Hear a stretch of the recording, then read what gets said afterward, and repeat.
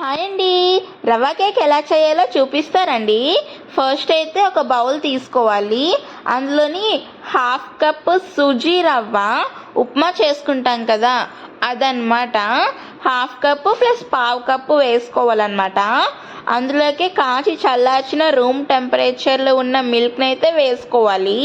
ఇక్కడైతే నేను half cup milk వేసుకుంటున్నాను.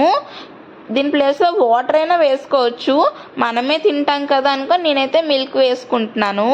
బాగా మిక్స్ చేసుకొని మీకు టైం ఉంటే 1 అవర్, నాకు టైం లేదంటే హాఫ్ అన్ అవర్ పక్కకు పెట్టుకుంటే, నేను ఇక్కడ 1 అవర్ పక్కన పెట్టుకుంటే చాలా సాఫ్ట్గా అయ్యింది. ఇప్పుడు ప్రాసెస్ స్టార్ట్ చేసే ముందు ప్రీహీట్ చేసుకుందాం. ఒక బాండీ స్టవ్ పైన సిమ్లో పెట్టుకోవాలి. పెట్టుకొని దాంట్లో స్టాండ్ పెట్టి లిడ్ అయితే క్లోజ్ చేసుకొని అక్కడ ప్రీహీట్ అవుతూ ఉంటుంది అనమాట. ఈలోగా ప్రాసెస్ చూపిస్తారండి. ఒక బౌల్లోకి అయితే 2 ఎగ్స్ తీసుకుంటున్నాను. ఇది పావు కేజీ వస్తుంది అనమాట స్పాంజ్ ఆ సూజీ రవ్వకి.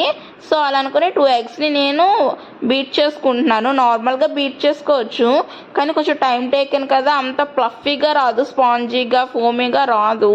సో అలానే ఎలక్ట్రిక్ బీటర్తో నేనైతే ఎగ్ని అయితే చూడు ఎంత ఫోమీగా వచ్చింది కదా.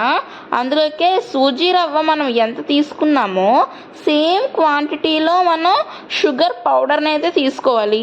షుగర్ అయితే అస్సలు వేసుకోకండి, ఎందుకంటే కరిగేటప్పటికి చాలా టైం పడుతుంది.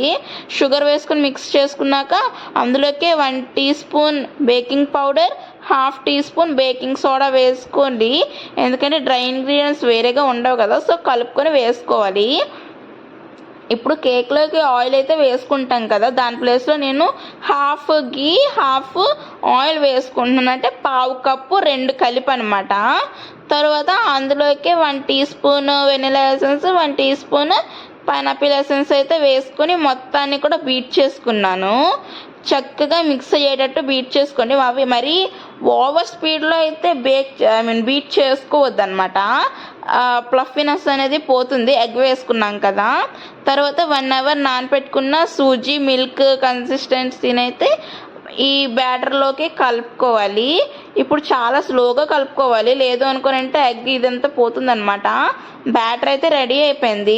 మీ దగ్గర బటర్ పేపర్ లేకపోతే ఒక పేపర్కి ఆయిల్ రాస్తారంటే అది బటర్ పేపర్లా అయిపోతుందండి.